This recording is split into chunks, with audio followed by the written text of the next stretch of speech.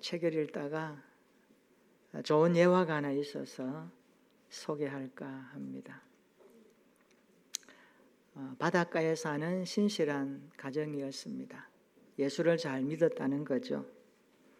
그런데 그의 직업은 어부였습니다.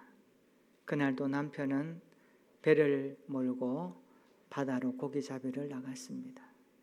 그런데 웬일인지요, 먼 바다까지 갔었는데 갑자기 풍랑이 일었습니다. 아무리 배를 제어하려고 해도 말을 듣지 않습니다. 종일토록 풍랑에 시달리다가 저녁이 되어 옵니다. 깜깜한 밤이 다가옵니다. 얼마나 힘들겠습니까? 칠흑 같은 어둠 속에서 방향도 분간할 수 없고 배는 바다에 표류하고 말았습니다. 그 시간에 가족들은 아버지가 돌아오기를, 남편이 돌아오기를 기도하면서 바닷가에서 기다리고 있습니다. 밤은 깊어만 가는데 아버지는 돌아오지 아니하고 무심한 파도 소리만 들려옵니다. 이 어부의 집은 바닷가 언덕에 있었는데 설상가상으로 그 밤에 집에 불이 나고 말았습니다. 동네 사람들이 모여서 불을 끄려고 아무리 힘써도 불길이 잡히지를 않습니다. 아내는 하나님 앞에 기도합니다. 하나님, 빨리 이 불이 꺼지게 도와주세요. 그런데 아무리 노력해도 불은 꺼지지 않고 집의 세간과 모든 것들을 다 태우고서야 꺼지고 말았습니다. 아내는 허탈함 속에 좌절에 빠졌습니다.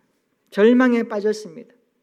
그런데요, 너무나 감사하게도 그 시간에 남편이 돌아온 겁니다. 아내가 울면서 말합니다. 여보, 무사히 돌아왔군요. 그런데 어쩌지요? 집이 불타버렸으니 들어갈 집이 없습니다. 제가 불이 빨리 꺼지기를 기도했는데 소용없었습니다. 마을 사람들이 노력했는데도 불은 잡지 못하고 집을 다 태우고 나서야 꺼지고 말았습니다. 듣고 있던 남편이 말합니다. 여보, 나는 폭풍을 만났어. 아무리 힘써도 폭풍을 이길 수 없어서 표류하고 말았어. 밤이 오는데 칠흑 같은 어둠이었는데 어디가 어딘지 몰랐어. 절망 가운데 그냥 바다에 떠 있는데 갑자기 생명 같은 불길이 내 눈에 보이기 시작했어. 아, 저것은 육지가 가까웠다는 것이다.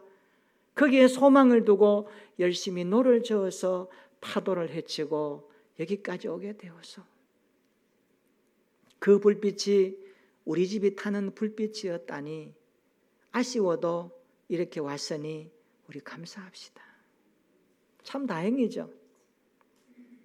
어부의 아내가 불길이 잡혀지기를 기도해서 만약에 불길이 일찍 잡혔다면 남편은 돌아오지 못할 수도 있었을 것입니다. 고난은 쉽게 해석할 수 없습니다. 그러나 우리의 고난보다 하나님의 은혜가 더욱 크다는 것은 분명합니다.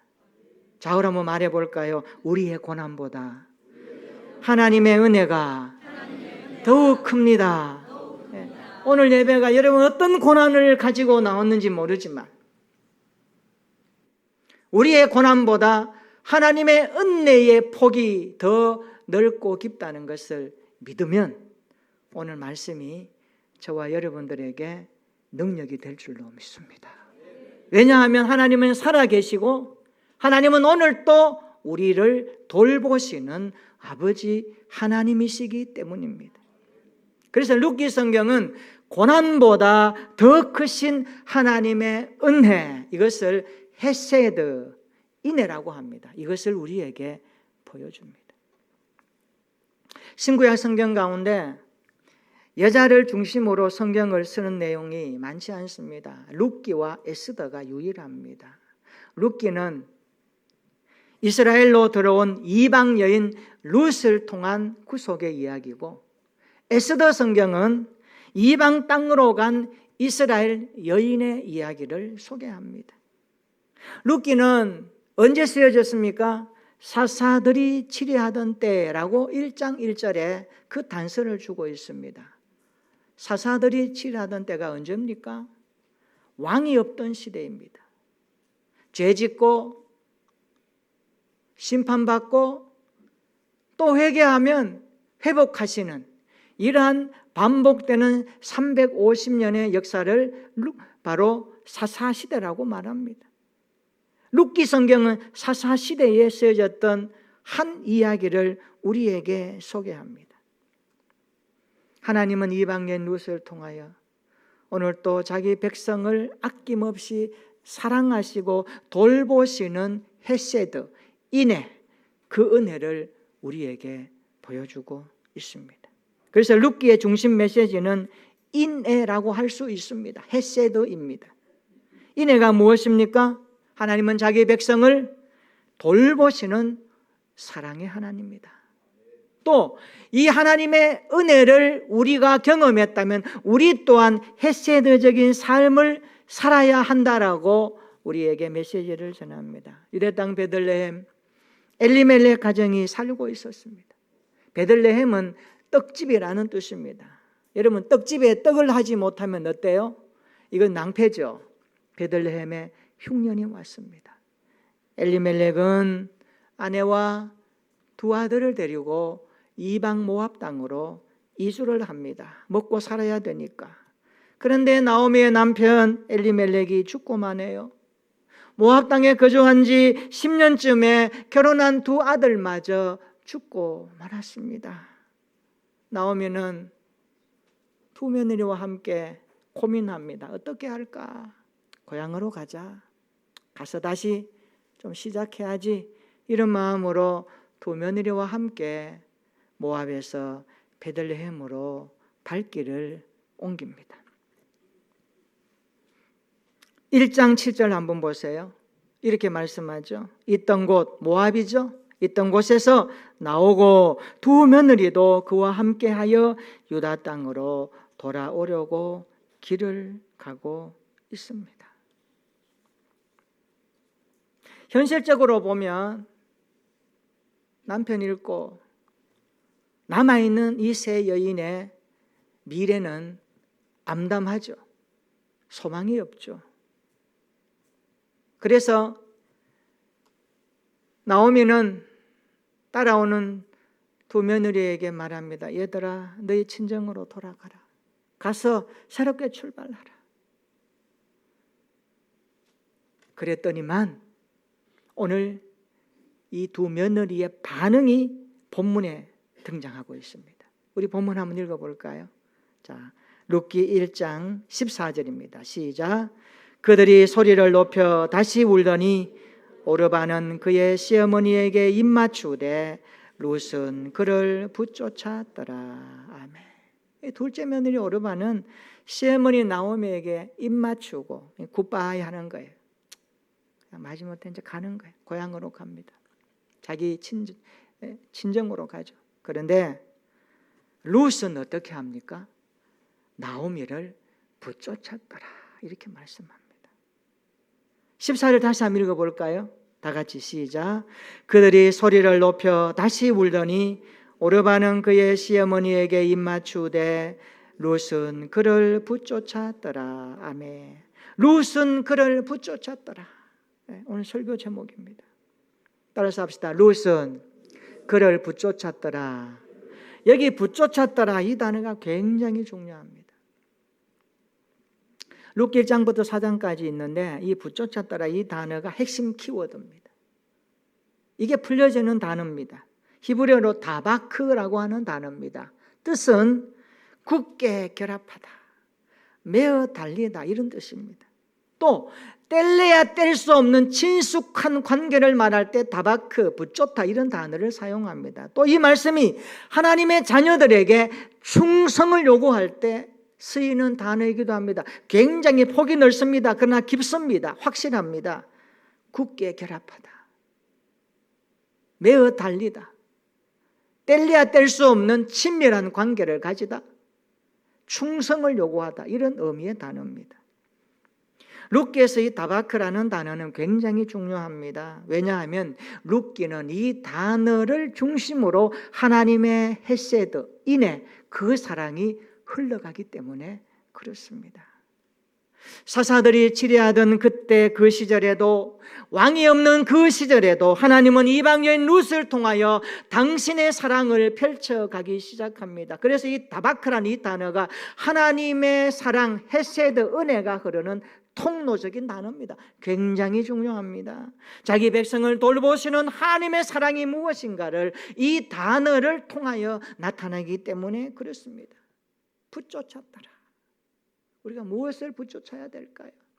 사실 신앙생활은 붙쫓는 삶 아닙니까? 뭔가를 향하여 우리가 매달리고 굳게 결합되어져서 친밀한 관계를 유지하는 그것이 뭘까요? 그림이 그려지죠. 예수 그리스도가 우리에게 계시면 그분을 붙쫓아가는 사람이 그리스도인 아니겠습니까? 그분과 뗄래야 뗄 수 없는 관계 속에서 친밀함을 유지하면서 어떤 상황 속에서도 매어 달리면서 나 당신이 아니면 죽습니다, 이런 심정으로 살아가는 삶의 스타일이 그리스도인이고 보면 이 단어는 오늘 성도들에게 굉장히 중요한 단어입니다. 룻이 나오미를 붙쫓았듯이 저와 여러분들도 예수 그리스도를 붙쫓는 인생이 되었으면 좋겠습니다. 어려움이 오고 고난이 오더라도 주님을 따르는 일에 아픔과 슬픔이 있어도 손 놓지 말고 굳게 매달려서 그분 곁에서 그분을 따라가는 이런 인생이 된다면 오늘 룻기에서 주시는 헤세드, 그 은혜, 그 사랑이 우리의 인생 가운데 나타나게 되는 것입니다. 룻은 그를 붙쫓았더라. 이 말씀이 오늘 우리의 말씀이 되기를 주의 이름으로 축원합니다. 첫째로, 붙쫓는 인생에는 분명한 신앙 고백이 있어야 합니다. 붙쫓는 인생, 우리가 주님을 붙쫓는다면 어떻게 붙쫓는가? 신앙 고백이 있어야 됩니다. 현실적으로 소망이 없는 나오미와 룻입니다.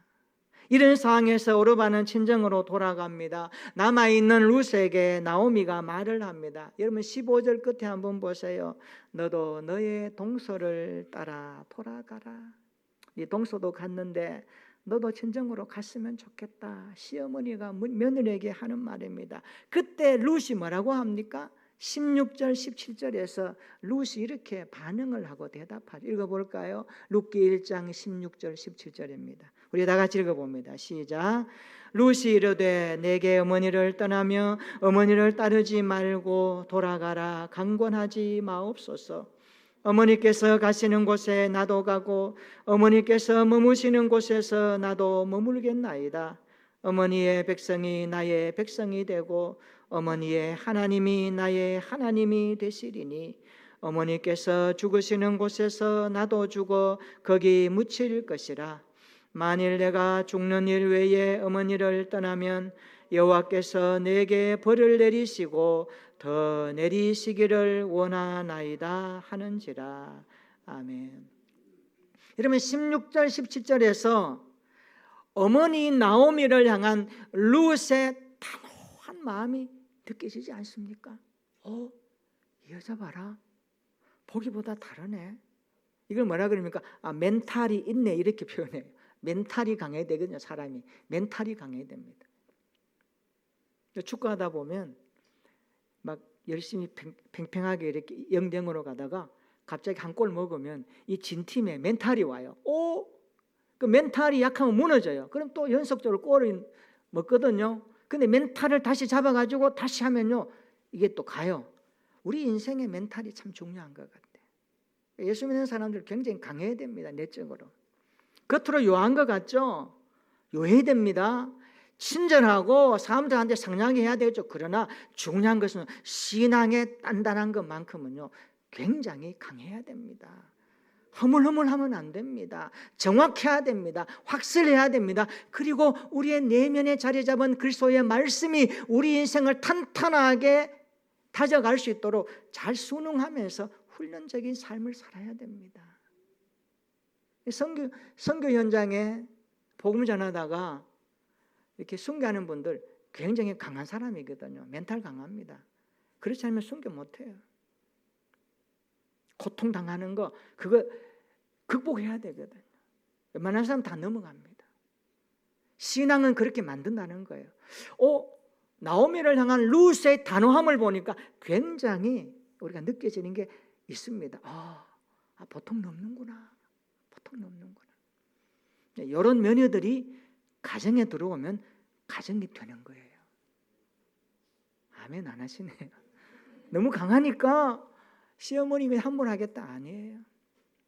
그거는요, 이게 다시 봐야 되는 부분이지만 굉장히 룻은요 강한 여자입니다. 그럼 강하다는 표현이 부드럽다는 것이고 균형 잡혔다는 것이고 뭔가 인생에 대한 깊이를 아는 거거든요. 고집 부리면서 자기 마음대로 하는 게 강함이 아니거든요. 나오미를 향한 룻의 단호함이 느껴져요. 그래서 16절 17절에 보면 반복되는 단어가 많이 나와요. 뭡니까? 어머니, 어머니라는 단어예요. 몇 번 나옵니까? 8번이나 나옵니다.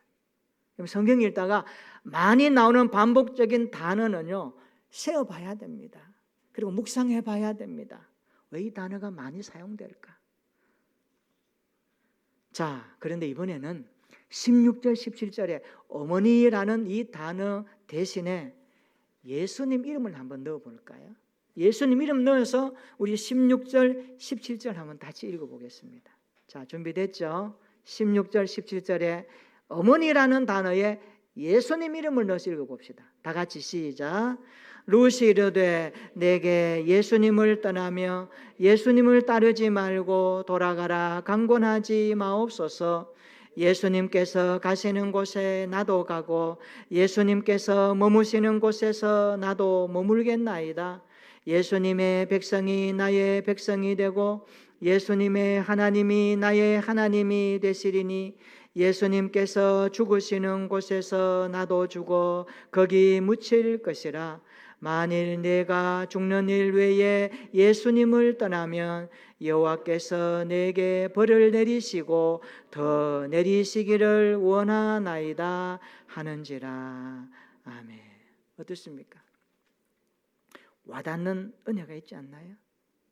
여러분 16절 끝에 한번 보세요. 뭐라고 합니까? 어머니의 백성이 나의 백성이 되고 어머니의 하나님이 나의 하나님이 되시리니.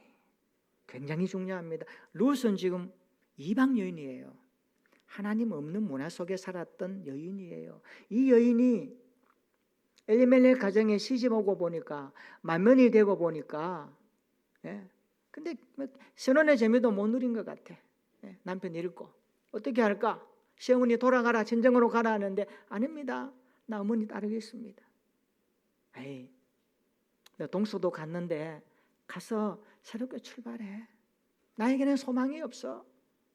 만약에 내가 또 결혼해서 아들을 낳아서 그 아들이 커서 너에게 남편으로 주기에도 너무 시간이 없어. 안 돼. 그건 불가능한 거야. 그러니까 며느리 아가야 내 친정으로 가라. 그 이야기도 이 룻은 단호하거든요. 아니 어머니 나 어머니 따라갈래요. 어머니 백성이 나의 백성이 되고 어머니 하나님이 내 하나님이 될 거예요. 나 어머니 모시는 곳에서 모시겠고요. 내 어머니 떠나면은 하나님의 벌 받을 겁니다. 이게 뭡니까? 룻이 신앙이 굉장히 들어가 있던 거예요. 특히 16절 끝에 보세요. 어머니의 백성이 나의 백성이 되고 어머니의 하나님이 나의 하나님이 되시리니. 이 표현이 뭡니까? 자기 민족의 신을 바꾸면서까지 이방 여인으로 자기는 하나님 없이 살았는데 자기 신의 이름을 바꾸면서까지 어머니의 하나님이 내 하나님이 된다. 이 말은 뭡니까? 나 하나님의 백성 되었잖아. 이 고백이거든. 어머니 나오미를 향한 분명한 결심이 예수님으로 고백되는 부분입니다. 그렇습니다. 우리가 붙여놓은 인생을 살려면 어떤 뭔가가 있어야 됩니다. 그냥 따를 수는 없습니다. 우리가 따르는 그분이 누구인지 분명히 알아야 됩니다. 마음속에 체크돼야 됩니다. 그렇지 않나요? 그래서 붙여놓은 인생에는 첫 번째 분명한 신앙 고백이 전제되어야 됩니다. 여러분, 요즘 사람들 이 붙여놓은 인생 세상에 한번 이렇게 펼쳐볼까요? 무엇을 붙잡고 있나요? 어떤 사람은 권력, 어떤 사람은 힘, 어떤 사람은 물질, 어떤 사람은 건강, 어떤 사람은 성공, 어떤 사람은 자기 자신. 여기에 꽉 매달려서 인생 살아가고 있거든요. 그런데 우리는 그런 사람이 아니라 룻이 나오미를 붙잡았듯이 그의 신앙 고백으로 예수 그리스도를 고백했듯이 우리 모든 그리스도인들은 예수 그리스도를 분명히 알고 믿고 고백하는 신앙으로 그 주님을 따라가야 될 줄로 믿습니다. 다음 주일부터 우리 주일학교 여름 성경학교 진행됩니다. 우리 교사들 많이 수고하는데 우리 부장 정기태 집사님 어디 계시나요? 또 우리 많은 교사들 한번 일어나 볼까요? 우리 교사들, 우리 부장 집사님과 교사님 일어나 보십시다. 일어나 주세요. 예. 우리 교사들 위해서 여러분들 많이 기도해 주세요. 많이 격려해 주세요. 우리 다음 주부터 또 수고 많이 할 거예요. 우리 교사들 힘내라고, 화이팅 하라고, 내가 기도해 주겠다라고 우리 한번 격려의 박수 한번 할까요? 예, 예. 힘내시기 바랍니다. 예, 앉으세요. 예, 예. 얼마나 귀한지 모릅니다. 우리 교사 선생님들 아이들한테 뭘 가르칠까요? 이런 거 아니겠나요? 얘들아, 주님을 따르는 인생이 얼마나 귀한지 아니? 룻이 나오미를 붙잡았던 이야기 해줄 수 있어요? 너희 인생에 예수 그리스도를 따르는 것이 얼마나 가치 있고 귀한 일인지 아니? 어떤 어려움과 힘듦이 있더라도 주님을 붙들어야 한단다. 이 땅에 슬픔이 있고 괴로움이 있는 일이 있을지라도 주님을 따라가야 한단다. 주님 곁을 떠나지 않는 인생이 승리하는 인생이란다. 이것을 교사들은 말해주는 거죠. 저와 여러분들도 이런 고백으로 우리 자녀들에게 예수님을 붙잡는 신앙 고백으로 전했으면 좋겠습니다. 예수는 인생 얼마나 많은지 몰라요.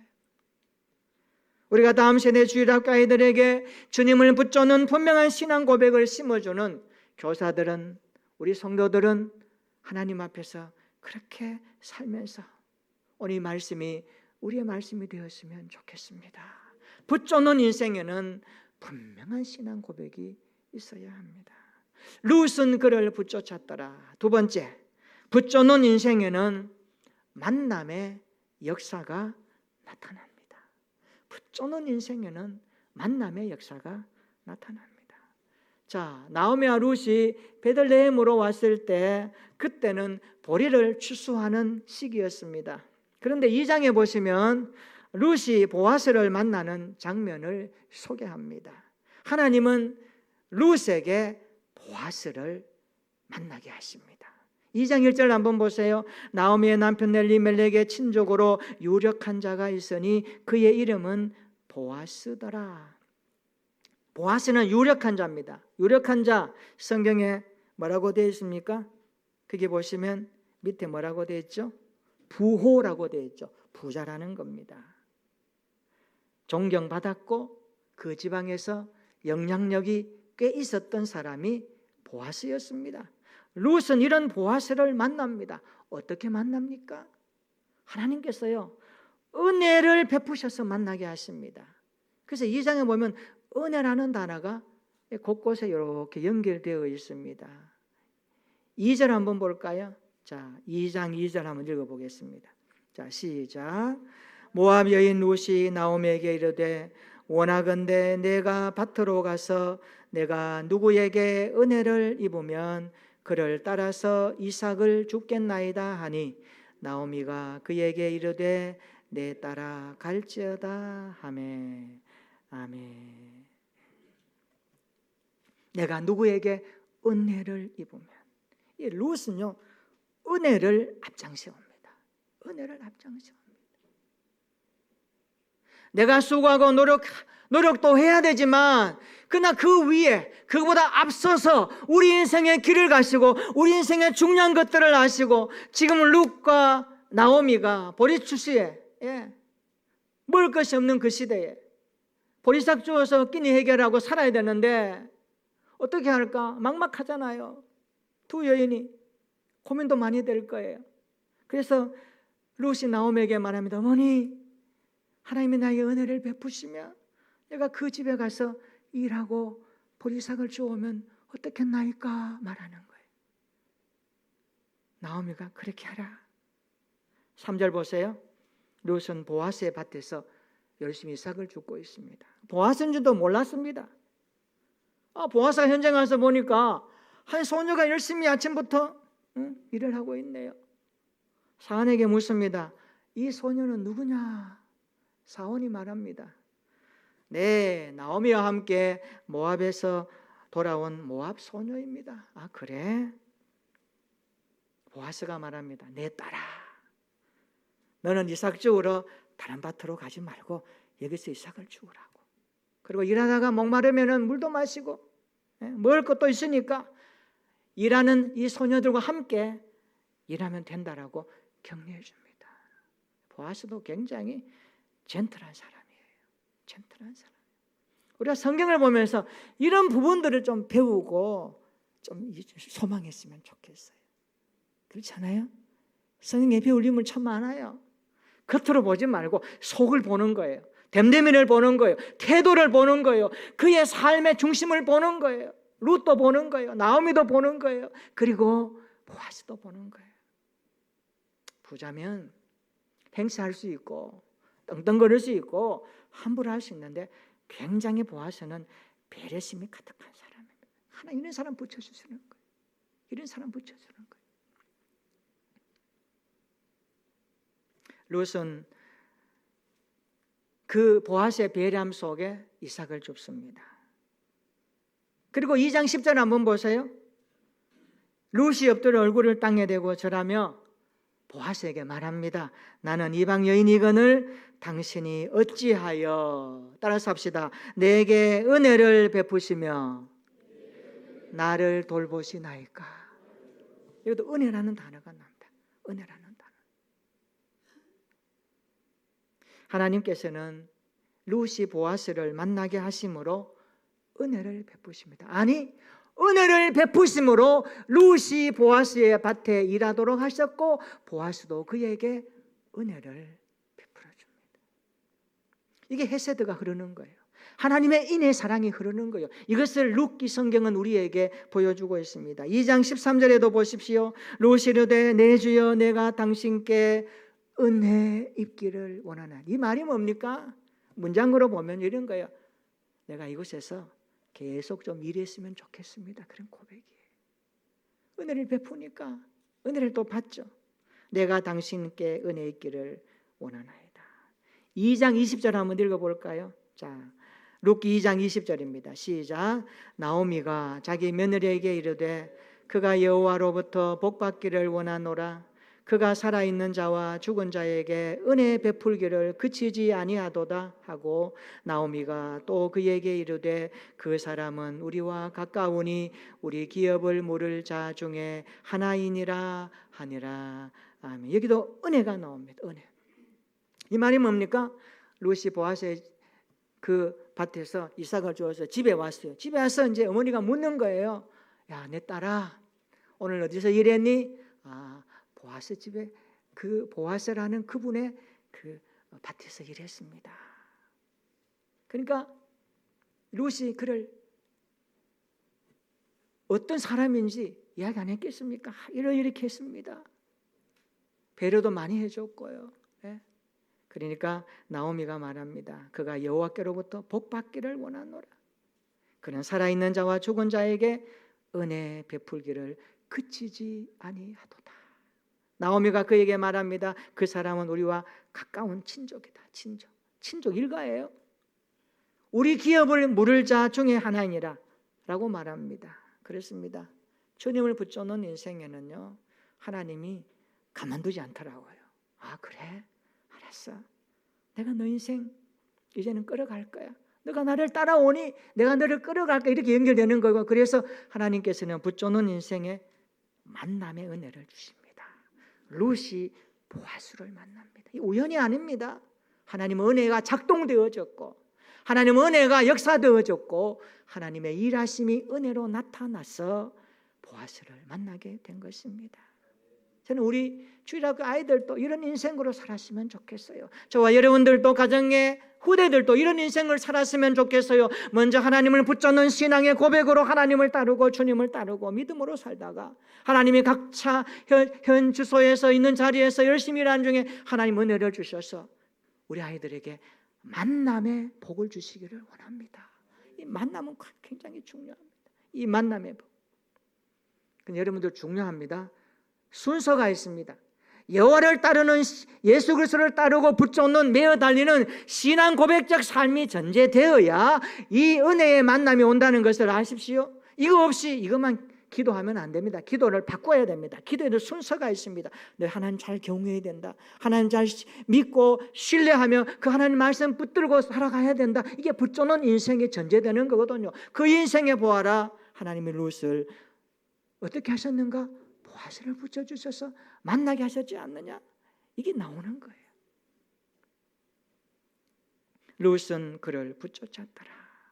붙여놓은 인생에 만남의 역사가 나타나기를 축원합니다. 세 번째, 붙여놓은 인생에는요, 믿음의 계보가 흘러가게 되어 있습니다. 붙여놓은 인생에는 믿음의 계보가 흘러갑니다. 나오미, 룻, 보아스 이렇게 연결되어서 룻기 4장에 보면 다윗으로 이어지는 그림을 우리에게 보여줍니다. 우리 3장 1절에 보면 나오미는 자기의 미래를 보장받기 위해서 룻과 보아스의 결혼을 적극적으로 주선합니다. 나오미와 룻에게는 먹을거리는 이제 있습니다. 보아스의 밭에서 이제 먹을 것을 이제는 공급받으니까. 그런데 미래를 보장해 줄 자녀가 없었습니다. 그런데 3장 9절 한번 읽어볼까요? 자, 3장 9절입니다. 시작. 이르되 내가 누구냐 하니 대답하되 나는 당신의 여종 룻이오니 당신의 옷자락을 펴 당신의 여종을 덮으소서. 이는 당신이 기업을 물을 자가 됨이니이다 하니. 아멘. 이 3장에 보면 룻이 보아스가 많이 가까워져요. 그래서 시어머니 나오미가 룻에게 말합니다. 얘야, 오늘 밤에 타작마당에 보아스가 올 거야. 그 먼 발치에서 다 끝나고 나면 이불 이 끝에 이렇게 짜르게 누워 있어. 그러면 보아스가 뭐라 할 거야. 그 이야기가 지금 여기 있는 거예요. 그래서 룻이 나오미 어머니의 말대로 그렇게 했습니다. 보아스가 다 하고 나서 이제 팔에 뭔가 더 걸려요. 보니까 사람이 있네요. 잘 봅시다. 당시에 보아스가 어떤 사람입니까? 부자입니다. 영향력이 있습니다. 보아스가 그 밤에 누구하고 잠자리 같이 했다. 이게 소문나면 어때요? 큰일 나죠. 큰일 나죠. 그 보아스가 어떻게 합니까? 벌써 딱 촉이 온 거예요. 그래? 그런데 내가 엘리멜렉의 친족이기는 한데 나보다 기업 물을 자로서 우선순위가 먼저인 사람이 한 사람이 있어. 그 사람을 이야기해 주는 겁니다. 그런데 그 사람이 나중에 어떻게 합니까? 나 못하겠다고 거절을 해요. 그러면 그 다음 순서가 보아스예요. 지금 그런 이야기를 하고 있습니다. 자, 3장 9절에 보면 발치에 누워있는 그 룻에게 보아스가 내가 누구냐 하니까 룻이 말합니다. 나는 당신의 여종 룻이오니 당신의 옷자락을 펴 당신의 여종을 덮으소서. 여기 보세요. 당신의 옷자락을 펴 당신의 여종을 덮으소서. 이 표현은요, 청혼하는 겁니다. 청혼. 이 당시의 언어예요. 당시의 언어. 요즘 언어는 나 당신 내 와이프로 삼고 싶고 나와 결혼해 주세요라고 청혼하는데, 그때는 이런 표현을 썼어요. 이게 시대적인 언어입니다. 성경에는 당시에 이런 표현으로 청혼을 했어요. 나와 결혼해 달라는 뜻입니다. 그래서 이제는 당신이 나의 기업을 물을 자가 되었다라는 뜻인데, 여기 기업 물을 자라는 단어가 나오면 고엘이라는 단어인데 되찾다, 구속하다 이런 뜻입니다. 기업 물을 자는 당시에 친족의 땅을 되찾아줘야 될 의무가 있었습니다. 그리고 친족이 흘린 부당한 피에 대해서 보복할 수 있습니다. 굉장히 강하죠. 그리고 친족의 죽은 친족의 아내와 결혼하여 후손을 낳아주어야 할 의무도 있습니다. 이 의무가 바로 기업 물을 자가 행해야 되는 겁니다. 자, 결국 보아스는 자기보다 더 가까운 기업 물을 자가 있음을 알고 양보합니다. 그런데 4장 6절 한번 볼까요? 자, 4장 6절 한번 보십시다. 자, 보아스보다 더 가까운 기업 물을 자가 하는 말입니다. 4장 6절 읽어봅니다. 시작. 그 기업 물을 자가 이르되 나는 내 기업에 손해가 있을까 하여 나를 위하여 물으지 못하노니 내가 물을 것을 내가 물으라. 나는 물으지 못하겠노라 하는지라. 아멘. 엘리멜렉 친족 중에 가장 가까운 이 사람은 자기 기업에 손해가 될까 봐 자신의 권리를 포기합니다. 의무를 포기합니다. 나 안 하겠습니다. 그러니까 어때요? 그 다음이 이제 보아스가 되는 겁니다. 4장 13절 한번 볼까요? 4장 13절 읽어봅니다. 시작. 이에 보아스가 룻을 맞이하여 아내로 삼고 그에게 들어갔더니 여호와께서 그에게 임신하게 하심으로 그가 아들을 낳은지라. 아멘. 하나님은 룻과 보아스를 통하여 아들을 하나 주십니다. 이것은요, 나오미에게 기업을 잇게 하는 즐거움이 되었고, 그리고 15절에 보니까 그 이름이 오벳이라고 언급을 하고 있습니다. 오벳. 그리고 17절에 그의 이름을 오벳이라 하였는데 그는 다윗의 아버지인 이새의 아버지였더라 이렇게 말합니다. 오벳이라는 뜻이요, 섬기는 자 이런 뜻이거든요. 그러니까 조모 나오미를 기쁘게 하고 섬김의 삶을 살라는 뜻으로 오벳이라고 이름을 지었던 겁니다. 그러면 룻기는 어떻게 마무리합니까? 우리 룻기 4장 22절 한번 읽어볼까요? 룻기 4장 22절입니다. 시작. 오벳은 이새를 낳고 이새는 다윗을 낳았더라. 아멘. 여기 보세요. 나오미, 룻, 보아스의 인생 이야기가 다윗으로 흘러갑니다. 오벳은 이새를 낳고 이새는 다윗을 낳았더라. 다윗이 누굽니까? 이스라엘 역사상 정치, 군사, 경제, 사회 모든 분야에서 번영과 안정을 이루었던 가장 위대한 왕입니다. 지금도 이스라엘은 다윗의 벼를 국기로 해서 펄럭이고 있습니다. 그만큼 다윗의 후손이라는 강력한 메시지를 유대인들은 품고 있는 겁니다. 신약성경 마태복음 1장 1절에 어떻게 읽어집니까? 아브라함과 다윗의 자손 예수 그리스도의 계보라, 예수 그리스도의 계시라 이렇게 표현하거든요. 성경은 아브라함과 다윗의 자손 예수 그리스도를 통하여 구속을 이루어가는 책입니다.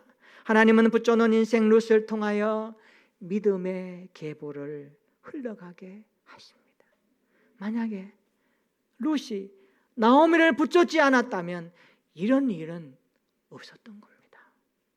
아마 하나님은 다른 뭔가를 하셨겠죠. 그런데 하나님은 엘리멜렉 가정에 어려운 고난이 왔고 시련이 있었는데도 그에게 이방 여인 룻이라고 하는 한 여자가 들어오므로 하나님의 손에 붙들려서 나오미와 함께 인생의 소망이 무엇인지를 펼쳐가게 하시고 붙여놓은 인생에 나타나는 만남의 은혜가 무엇인지 보여주면서 믿음의 가문을 이어가는 이 놀라운 구속의 은혜를 헤세드라고 하는 인애라는 단어로 설명하고 있습니다. 그러면 오늘 우리는 어떻게 살아야 될까요? 저와 여러분들에게 질문합니다. 나는 무엇을 붙잡고 있는가? 나는 무엇에 인생을 걸고 있는가? 우리 자녀들이 무엇에 인생을 걸고 무엇에 고군분투하며 땀 흘리고 수고하고 있는가? 여러분, 세상 모든 것들 단절하라는 말이 아닙니다. 오해하지 마세요. 세상 있는 자리에서 최선을 다하고 믿음의 삶을 사세요. 그런데 우선순위만큼은 정해져야 합니다. 내가 붙잡고 있는 그분이 예수 그리스도인가? 내가 붙잡고 있는 그분이 나를 구원하신 주님이신가? 그것을 명확히 하고 나 그분에게 분명한 신앙 고백 가지고 그분을 따라갈 거야. 그런 믿음의 고백이 있다면 그 인생은 바로 되는 겁니다. 근데 그것이 뒤로 밀려나고 세상이 우선이 되고 삶의 어려운 문제가 우선이 되어져서 그것 때문에 헐떡거리고 고민하고 수고하면서 주님과의 관계도 멀어져 버린다면 얼마나 슬픈 인생입니까? 만약에 룻이 나오미를 붙잡지 않았다면 이런 일이 나타나지 않았습니다. 그냥 끝입니다. 그러나 성경은 하나님의 사랑을 보여주기에 룻을 통하여 얘들아, 붙잡는 인생이 무엇인지 아느냐? 주님을 따르는 인생이 무엇인지 아느냐? 이것을 우리에게 말씀하고 싶지 않겠습니까? 오늘 저와 여러분들이 룻은 그를 붙잡았더라, 이 말씀이 우리의 말씀이 되었으면 좋겠습니다. 붙잡는 인생에는 분명한 신앙 고백이 있어야 됩니다. 붙잡는 인생에는 만남의 역사가 나타납니다. 붙잡는 인생에는 믿음의 계보가 흘러갑니다. 우리가 다 이 다음에 세월 앞에 장사 없다고 주님 앞에 갔을 때 우리의 후발주자 자녀들이 주님을 붙잡다가 믿음의 계보를 이어가는 명문 가문 되었으면 좋겠습니다. 이것을 위해서 내가 할 일이 무엇일까요? 내가 주님을 잘 따라가야 됩니다. 부모들이 주님을 잘 섬겨야 됩니다. 믿음 잘 가져야 됩니다. 이 믿음 보고 자녀들이 뒤에서 따라오거든요. 오늘 우리 시대에 믿음의 요소가 많이 훼손되고 있습니다. 세상도 좋고 삶의 안위도 좋고, 그러나 성경은 무엇보다도 여호와를 경외할 것을 우선으로 요구합니다. 오늘 저와 여러분들이 분명한 신앙 고백을 가지고 주님을 붙잡으면서 주님이 주시는 만남의 은혜 속에 우리의 후대들이 믿음의 가문을 이어 하나님 앞에 영광 돌리며 멋있게 살아가는 우리 교회와 우리의 성도들과 가문이 되시기를 주님의 이름으로 축원합니다. 아멘. 우리 한번 기도하겠습니다. 오늘 하나님은 구속의 역사 헤세드의 사랑을 펼쳐가고 계십니다. 붙잡는 인생을 통하여 구원의 역사를 써가고 계십니다. 이렇게 기도합시다. 하나님, 현실 없고 힘들어도 룻은 그를 붙잡았듯이 나도 주님께 분명한 신앙 고백을 가지고 따라가겠습니다. 주일학교가 예수님을 굳게 붙들고 살아갈 수 있도록 우리 교사들의 역할을 잘 감당하게 하시고 주님을 붙잡는 인생이 승리하는 인생임을 깨닫게 하여 주옵소서. 붙잡는 인생의 만남의 은혜를 주옵소서.